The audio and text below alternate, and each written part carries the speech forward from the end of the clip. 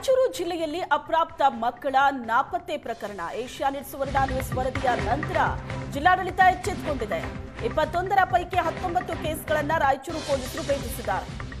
SSLC PUC ಪರೀಕ್ಷೆ ನಂತರ ಮಕ್ಕಳು ಎಸ್ಕೇಪ್ ಆಗಿರೋದು. ಪ್ರೀತಿಸಿದ ಹುಡುಗನ ಜೊತೆ ಹುಡುಗಿಯರು ಓಡ್ ಹೋಗಿದ್ರು. ಮಗಳು ಮನೆಗೆ ಬರದೇ ಇದ್ದಾಗ ಪೊಲೀಸರಿಗೆ ಪೋಷಕರು ದೂರು ಕೊಟ್ಟಿದ್ದಾರೆ. ಪೋಷಕರು ನೀಡಿದ ದೂರಿನ ಕುರಿತು ಏಷ್ಯಾನೆಟ್ ಸುವರ್ಣ ನ್ಯೂಸ್ ವರದಿಯನ್ನ ಬಿತ್ತರಿಸಿ ವರದಿ ಪ್ರಸಾರದ ನಂತರ ರಾಯಚೂರು ಪೊಲೀಸರು ಅಲರ್ಟ್ ಆಗಿದ್ದಾರೆ. ಇದು ಏಷ್ಯಾನೆಟ್ ಸುವರ್ಣ ನ್ಯೂಸ್ನ ಬಿಗ್ ಇಂಪ್ಯಾಕ್ಟ್.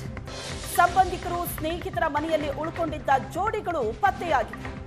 ಸ್ನೇಹಿತರ ಸಹಾಯದಿಂದ ಮಕ್ಕಳ ಕೇಸನ್ನ ಪೊಲೀಸರು ಪತ್ತೆ ಮಾಡಿದ್ದಾರೆ. ಪೋಷಕರು ಸಹ ಮಕ್ಕಳ ಬಗ್ಗೆ ನಿಗಾ ವಹಿಸಬೇಕು ಅಂತ ಎಸ್ಪಿ ಸೂಚನೆ ಕೊಟ್ಟಿದ್ದಾರೆ.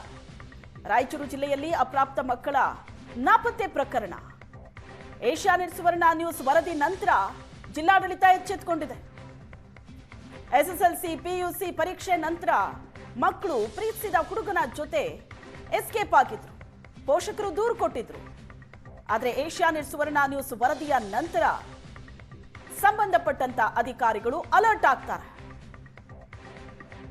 ರಾಯಚೂರು ಜಿಲ್ಲೆಯಲ್ಲಿ ಜನವರಿ 1, 2026 ಇಂದ 30 ಏಪ್ರಿಲ್ 2026 ವರೆಗೆ ಟೋಟಲ್ 21 ಅಪ್ರಾಪ್ತ ವಯಸ್ಸಿನ ಬಾಲಕಿ ಮಿಸ್ಸಿಂಗ್ ಕಿಡ್ನಾಪಿಂಗ್ ಕೇಸಸ್ ರಿಜಿಸ್ಟರ್ ಆಗಿರುತ್ತದೆ.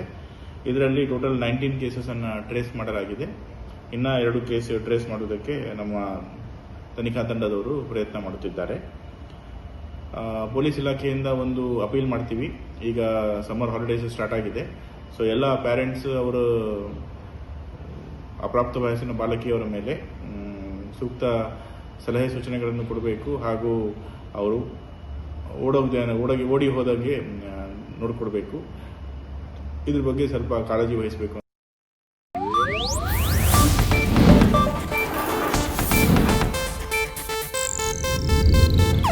ಇದು ಏಷ್ಯಾನೆಟ್ ನ್ಯೂಸ್ ನೆಟ್ವರ್ಕ್ ಪ್ರಸ್ತುತಿ.